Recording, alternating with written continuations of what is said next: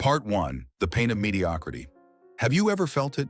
That quiet, almost imperceptible sting of being overlooked. The sense that your voice, no matter how clearly you speak, is somehow muffled by the noise of the room. It's the feeling that your thoughts, your ideas, are treated as convenient, serviceable. You are a useful, even a valued piece of machinery in someone else's world. You're appreciated for your pliability, for the way you bend to fit the needs of the moment. You don't cause trouble. You don't make waves, you are agreeable, but you never cut. You never pierce through the static of casual conversation with an insight so profound it silences the room. You never present a truth so unyielding it forces others to reconsider their own. You are the cold, unworked metal, heavy with promise, rich with potential, but ultimately shapeless, waiting for an external force, any force, to give you a form. You react, you adapt, you comply, but you do not act, you do not shape, you do not define. From a young age, we are taught a certain kind of goodness, which if applied without discernment and wisdom, can become a trap, a comfortable, gilded cage that prevents our spirit from acquiring its true form. For not everyone values goodness, and some merely exploit it, transforming gentleness and willingness to yield into a reaction rather than creation, which, as one philosopher understood, is not a virtue but rather a malady of the modern era, as he distinguished true kindness from commonplace mercy, urging one to forge the spirit in fire, rather than leaving it pliable, creating a life of strength with resolute purpose, which develops its own center of gravity. If everyone takes advantage of your kindness, using it instead of valuing it, you will lose all your strength and energy in vain. But what if this version of being used is a trap, a comfortable, gilded cage that keeps our spirit from taking its true form? This softness, this willingness to be molded by every passing hand, leaves us reacting to the world instead of creating our place within it. We become a reflection of the pressures around us rather than a source of light. Subscribe to our channel to transform your consciousness and your life, and become yourself, not who you were forced to be. There was a philosopher who saw this condition not as a virtue, but as the great sickness of the modern age. A man who understood the profound difference between being nice and being good. He was not a life coach. He wasn't interested in simple tricks for happiness or 7 steps to success. He was a master blacksmith of the soul.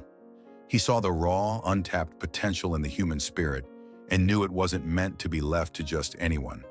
He knew it was meant to be forged in fire, and he left behind the blueprints, not for a life of ease, but for a life of strength. A life of purpose so resolute it develops its own center of gravity. What if you could stop being bent by the whims of others? What if you could finally refuse to be hammered into a shape that doesn't fit your soul? What if instead you could be the one to step into the fire, to pick up the hammer and to forge yourself? This is the promise of the journey we are beginning, not to add another superficial layer of polish to the person you are today. This isn't about learning clever phrases or debate tactics. This is about a fundamental reforging of the self, a process of heating, hammering, and quenching your intellect until it becomes something new, something harder, something sharper, something that can never ever be bent against its will again. It's about building an inner integrity so solid, so true, that it quietly commands respect without ever needing to demand it. An intellect that makes people uneasy not because it is aggressive, but because it is true, and truth has a weight that unsettles the shallow and the false. But you must be warned. A blacksmith does not begin by creating. The very first step in forging a blade is not one of addition, but of subtraction. It is an act of controlled destruction. Before you can be forged, you must first be melted down. The raw material must be purified in a crucible of unbearable heat, burning away all the impurities, the slag, the weaknesses that have accumulated over a lifetime. So the first question is not what you want to become. The first most critical question is this: what part of you is ready to be burned away? What comfortable lie, what cherished weakness, what fear masquerading as caution must you be willing to place into the fire? Part 2. Choosing the ore, the first act of rebellion. A master blacksmith cannot forge a blade from flawed material. Before the fire, before the hammer, before the very first spark flies, there is a choice. He walks among the raw iron, the unshaped potential. He does not grab the first piece he sees. He inspects the ore, he lifts it, feels its weight, taps it with his hammer, and listens. He is listening for a specific sound, a clear, resonant ring, the sound of integrity. And anything that sounds dull, hollow, or cracked, he discards without a second thought, because he knows a hidden flaw in the ore will become a fatal weakness in the blade. Now look inside your own mind. It is filled with ambitions, goals, and desires, each one a piece of potential ore. But how many of them did you truly choose? This is the first and perhaps most difficult act of forging the self, an act of quiet, intellectual rebellion. It begins with the master's command to become who you are. This is not a gentle suggestion. It is the most profound challenge you will ever face. Because to become who you are, you must first have the courage to dismantle who you were told to be. Think of the life that was laid out for you, a path smooth and well-paved, designed by a world that values predictability above all else. It's a conveyor belt, humming with a hypnotic rhythm. Get a good education, not to awaken your soul, but to get a stable job. Follow the proven formula. Chase the approved metrics of success. Become a reliable, productive, and ultimately interchangeable part of the system. This path is not evil. It is simply not yours. It was assigned, it was given, and you, in your agreeableness, in your desire for harmony, accepted it. Now is the time to ask the blacksmith's question. Pick up one of your most cherished ambitions, your career path, your financial goals, your definition of a good life. Hold it in your mind, tap it, and listen. Is this ambition truly yours? Does it ring with the sound of your deepest, most authentic self, a solid piece of iron waiting to be forged? Or is it slag? Is it a hollow expectation, a fear, a desire for approval that was welded onto you by family, by society, by a culture that needed you to be a useful component in its machine? Is the life you are building a temple to your own spirit or a monument to the expectations of others? Take a moment. Be honest. Even considering another path feels irresponsible, doesn't it? It feels like a betrayal of the sacrifices your parents made, a betrayal of the sensible future that everyone agreed was best for you. A quiet voice whispers that you are being selfish, foolish, ungrateful, that you risk throwing away a perfectly good life for a fantasy. Good, that feeling of resistance, that internal friction, that whisper of betrayal, that is not a sign you are wrong. It is the first sign that you are finally right. It is proof that you have struck a foreign element, an impurity that has been mistaken for a part of your own soul. This feeling is the first test of your resolve, and your willingness to question it, to stand firm against that voice of comfortable conformity, is the first true swing of the hammer. Not a blow against the world, not an act of anger or destruction. It is a precise, controlled strike against the blueprint they drew for your life. You are not destroying anything of value. You are chipping away the slag. You are separating the true metal from the accumulated dross of other people's hopes and fears. This is the first act of true self-respect, the decision that the raw material of your life is too precious to be shaped by anyone but its rightful owner. You are finally choosing your own ore, but pure, chosen ore is not yet a blade. It is not yet sharp or strong or useful. It is merely potential, separated from the noise. To be transformed, to gain an edge that can cut through the world's falsehoods, it must endure the one thing we are taught our entire lives to flee from. The one element that separates the weak from the strong, the brittle from the unbreakable. It must endure the fire. Part 3, the first tool. Turning suffering into fuel. The love of one's fate. We are taught our entire lives to flee from the fire. When faced with pain, we are told to numb it. When we fail, we are told to forget it, to move on as quickly as possible. We learn to cover our emotional burns, to hide our scars beneath layers of frantic activity and forced positivity. Society teaches us that suffering is an error, a glitch in the system, a sign that we have taken a wrong turn. And so we spend our lives building elaborate defenses against it, running from the very heat that holds the power to reshape us. But the blacksmith knows a secret we have forgotten. He knows the fire is not the enemy. He knows that without intense, almost unbearable heat, the raw metal remains forever inert. It can be polished, it can be decorated, but it can never be transformed. It will remain just metal, forever soft, forever blunt. The fire is not a punishment. It is the crucible of creation. Here in the heart of the forge, Nietzsche hands us his most terrifying and powerful tool. It is a simple two-word phrase that holds the key to an almost divine level of resilience: the love of one's fate. Do not mistake this for passive acceptance. This is not the quiet resignation of a victim, gritting their teeth and enduring what they cannot change. No, this is something far more radical. It is an active, passionate, and unwavering love for everything that has happened to you. Not just the triumphs and the joys, but the whole of it.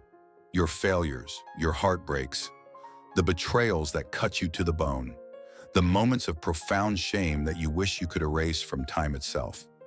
In the philosophy of the forge, these are not your liabilities. They are not the slag to be discarded. They are the fire itself. You do not run from this fire. You do not merely endure it. You step into it willingly. You embrace its heat, not as an antagonist, but as an agent of purification. You actively will that your past, in all its painful, messy glory, could not have been any different.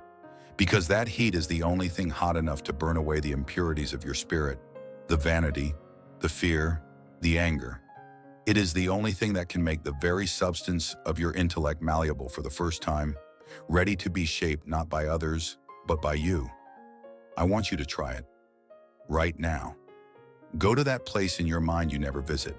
Bring to the surface your greatest failure, the one decision that still makes you cringe in the dead of night, the memory that still brings a flush of heat to your face, a knot of acid in your stomach. Don't just remember it, feel it. Feel the weight of the disappointment, the sting of the humiliation. Feel its burn. For a moment, let that fire rage. Now with courage, look closer. Look past the flames of regret and into the glowing heart of the memory. What was forged in you that day? What lesson was seared into your soul that you could have learned in no other way? What weakness was burned out of you? What strength, what ounce of humility, what sliver of wisdom did you gain only because you were brought to your knees? That is not a scar. A scar is just a healed-over wound, a reminder of weakness. What you are looking at is the first mark of tempering on steel. It is the sign that the metal has been heated, stressed, and has become fundamentally stronger for it. This is the alchemy of love of one's fate. You are not just surviving your past, you are commanding its fire to make you indestructible. You are looking at the moments that were meant to break you and declaring, with every fiber of your being, again. But the fire alone does not create a blade. It only makes the metal pure and ready. To gain an edge, to be given a form that can cut through the world's comforting lies, the heated metal must face the hammer. It must be struck again and again with intention and precision. Now that you have learned to love your own fire, you are ready for the next stage of the forging. You are ready to learn how to wield the hammer. Part 4, the people scanner, unmasking resentment. You step out of the forge, but the fire does not leave you. It no longer burns on the outside. It glows within. It's a low, constant heat in the core of your being, a purifying warmth that has become a part of you. And with this inner heat comes a strange new sense, a new kind of hearing. Before you heard only words, the surface noise, the clatter of casual conversation, the drone of accepted opinion. Now you hear something deeper. You listen past the speech and you begin to hear the substance. You hear the resonance of the metal itself. For the first time, you can distinguish the clear, solid ring of tempered steel from the dull, hollow thud of cheap, cracked iron. Nietzsche gave this hollow sound a name. He called it resentment. Do not mistake this for simple envy. Envy might say, I want what you have. And in its own way, envy can sometimes be a catalyst, a raw motivator. Resentment is far more insidious. It is a spiritual poison brewed in the dark corners of a soul that feels powerless. It is the deep, nagging bitterness of one who knows, consciously or not, that they cannot or will not endure the fire required to rise to your level. And so, instead of trying to climb, they seek to tear you down. But they don't do it with an honest attack. That would require a courage they do not possess. Instead, they perform a dark alchemy. They cleverly invert the world. They create a new moral dictionary, one where their weakness is skillfully reframed as virtue. Your unwavering discipline, they will call obsession. Your quiet self-respect, they will label arrogance. Your joy, born from struggle and overcoming, they will dismiss as naive ignorance. Your commitment to your own authentic path, a path you bled for, they will brand as selfishness. This is the sound of flawed metal. It is the desperate logic of a spirit that cannot bear the light of your strength, and so it attempts to convince the world that sunlight is, in fact, a defect. They are not trying to attain what you have. They are trying to make what you have seem worthless. Once you learn to hear this sound, you cannot unhear it. It will begin to echo everywhere. You will hear it in the subtle, backhanded compliment from a colleague after your success. It must be nice to have all that energy. I wish I could ignore everything else like that. You'll hear it in the concerned trolling of a friend who sees you changing. I'm just worried you're losing touch with who you used to be. What they are really worried about is losing their hold on the version of you that made them feel comfortable and secure in their own stagnation. You'll see it on a grand scale, in public figures who build their entire platforms not on creating, but on condemning. They cloak their bitterness in the noble language of moral purity, but their actions betray them. They don't build monuments.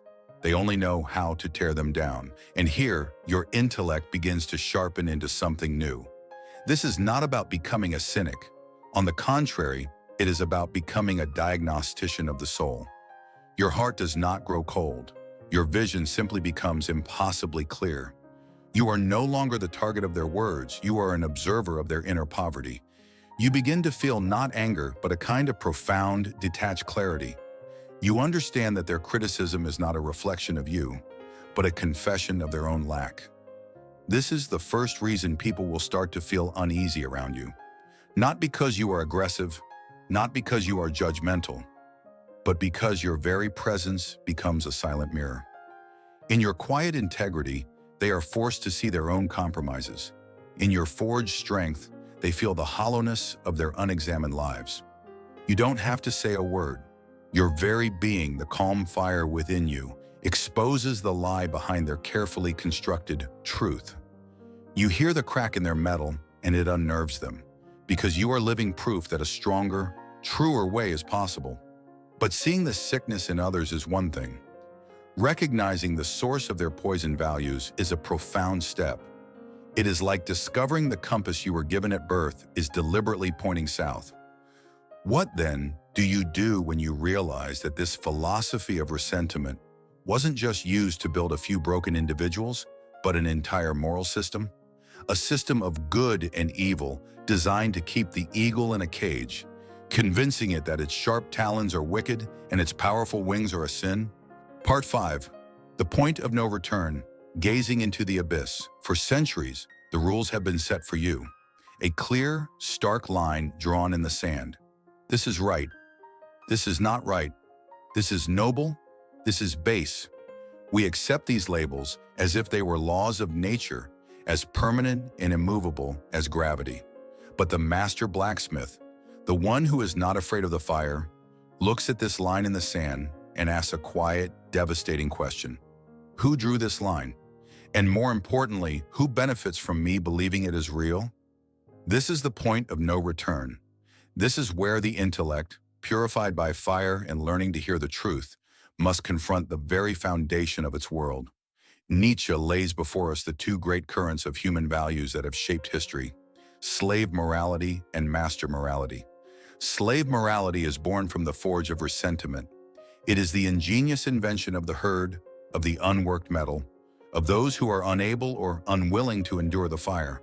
Its primary concern is not excellence, but safety. It doesn't value strength. It values pity, because pity makes the weak feel powerful for a moment. It doesn't celebrate the eagle for its flight. It praises the lamb for its harmlessness. This morality is a magnificent cage, built to restrain the strong.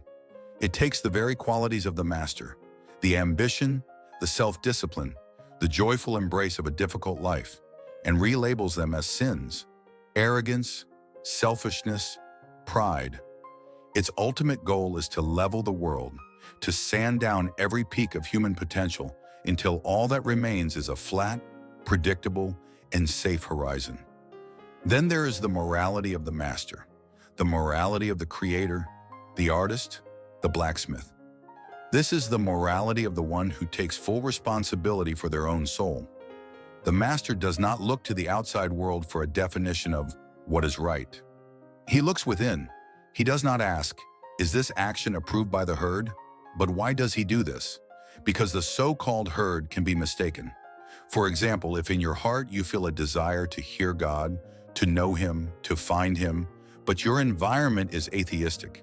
And just imagine that in this environment of yours, there are people who are authoritative for you in some other matters. Does this mean that you should also follow their religious convictions? Then you become part of the herd. You must figure this question out for yourself. And even if absolutely all your surroundings are atheistic, but you feel that you want to experience God, you must do it. Only in that case do you stop being a herd and become a master. The master asks a different set of questions entirely. Does this elevate my spirit? Does this discipline make me stronger? Does this path lead to a fuller expression of my potential? Does this create value and beauty in a world of decay? His good is not found in comfort, but in whatever affirms life, discipline, and the will to overcome oneself. It is the understanding that the highest duty is to forge yourself into a work of art, to become a being of such profound integrity that your very existence becomes a source of order and inspiration. Take a hard look around you. The system you inhabit, the culture that breathes down your neck, is it not designed to make you a good person in the slave moral sense? It wants you to be a predictable component, a reliable gear in the great machine. It praises your compliance and calls it teamwork.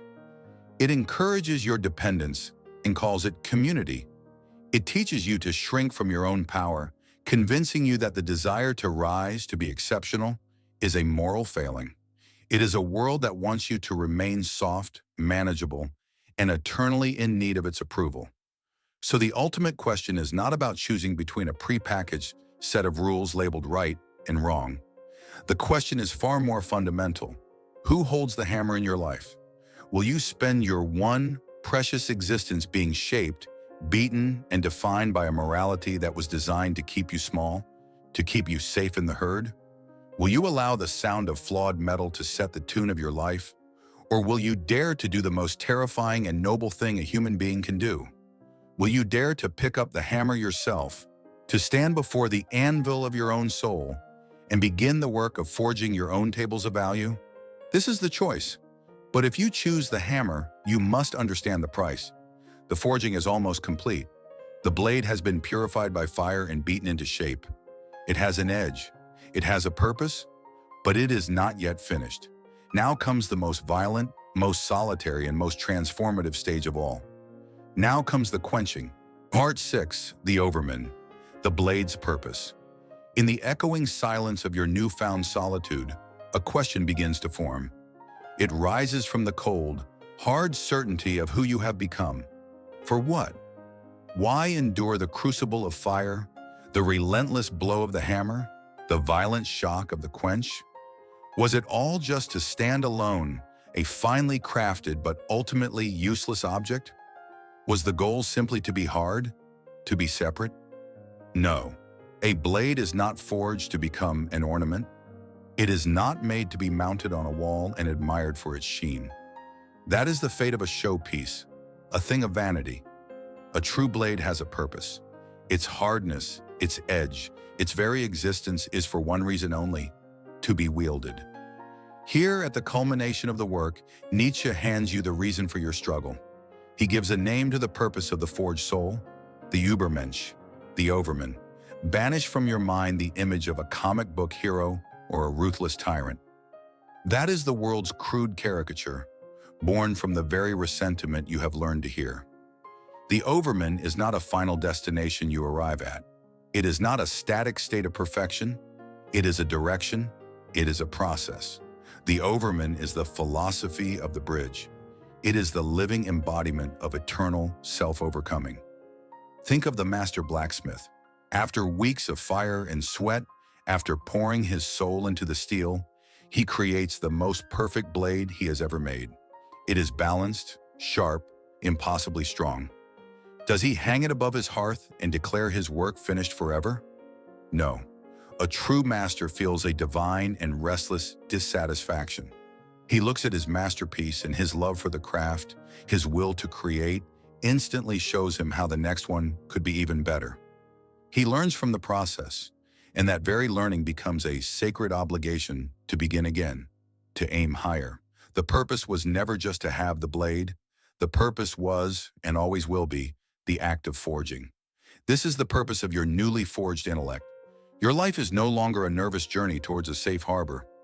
It is not about reaching a plateau of comfort, a place where the work is finally done.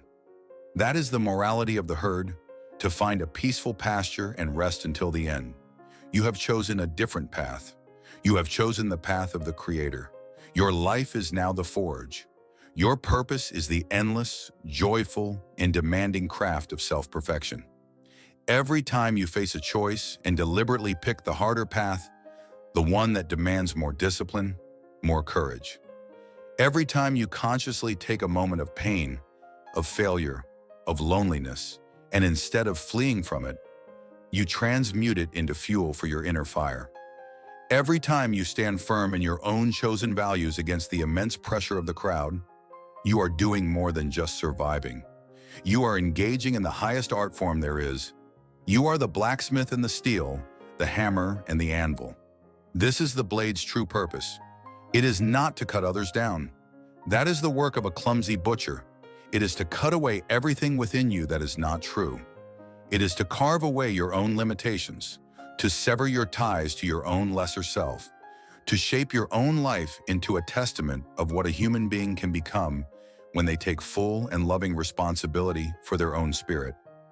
You are not just building a sharp intellect. You are becoming an artist of the soul. The fire of the forge has cooled. The relentless sound of the hammer is now silent. The work for now is complete. The blade is finished. It is hard, it is true, and it rests, perfectly balanced in your hand. You feel its weight, its potential. And as you stand in the quiet dawn of your new self, you realize there is only one question left to answer. What will you build with it? Part 7. Your blade's verdict, the gaze, and the choice. The work is done, and because the blade has been forged, you now see everything differently. It is not a sight of the eyes, but of the soul. Before you move through a world of surfaces, of masks and pleasantries, a carnival of noise. Now you stand in that same world, but the carnival has fallen silent. The masks have become transparent. When someone speaks, you hear not just their words, but the integrity of the metal behind them. You hear the clear, solid ring of truth, or the dull, hollow thud of a spirit corroded by compromise. You see a smile, but what you register is the will behind it, the warmth of genuine affection, or the cold calculation of need. You see an act of aggression, but what penetrates your gaze is the trembling fear that fuels it. This is the gaze of the forged. It is your power, and it is your burden, and they feel it. Oh, they feel it with an instinct that bypasses their conscious mind. They don't know what you see. They cannot articulate the change in you, but they feel with an unsettling certainty that you see everything. They feel that your quiet attention penetrates the carefully constructed narrative they present to the world and to themselves. They feel you see the hairline fractures in their confidence, the subtle rust of their unfulfilled dreams, the chains of comfortable resentment they wear like jewelry. This is why they are uneasy. Your very being has become a silent verdict, not a judgment you pronounce, but a mirror you hold up. In your calm, in your self-possession born of fire, they are forced to confront their own softness. Your discipline highlights their excuses. Your integrity exposes their convenient lies. You don't have to speak a word against them. You simply have to exist. And your existence is an uncomfortable truth they can no longer ignore. And so, here you stand, in the echoing silence of their retreat. The blade, this new intellect, this hard-won clarity, rests in your hand. It hums with a quiet, immense potential. And for the first time, you are faced with the only choice that has ever truly mattered. A verdict that only you can deliver. You can take this blade, this beautiful, terrible thing you have become, and place it reverently upon the mantelpiece. A trophy, a souvenir of a profound journey you once took. You can polish it from time to time, remembering the heat and the hammer with a distant, romantic fondness. And you can let it sit there, gathering dust as its sharp edge slowly, imperceptibly, begins to rust, a testament to a potential that was realized, but never used. You can return to the world a little wiser, a little sadder, but ultimately safe. Or you can begin to act, not to wound, not to attack. That is the work of a brute with a blunt instrument. No, this is the work of a master sculptor. You can lift this blade and make the first precise move into your own life. You can cut away the last of your own cherished illusions, the comforting beliefs that hold you back. You can turn towards the dense, pathless forest of the future and begin to carve a path where none exists, to build a life that is a monument not to safety, but to your own highest will. The world is full of people who are desperately, silently wishing that you will choose the mantelpiece. They are wishing that you will sheath the blade, that you will miss the warmth of the herd so much that you let your edges grow dull again. They wish that you will choose comfort over strength, convenience over truth, belonging over becoming. They wish that you will, in the end, remain blunt. The choice is yours and yours alone.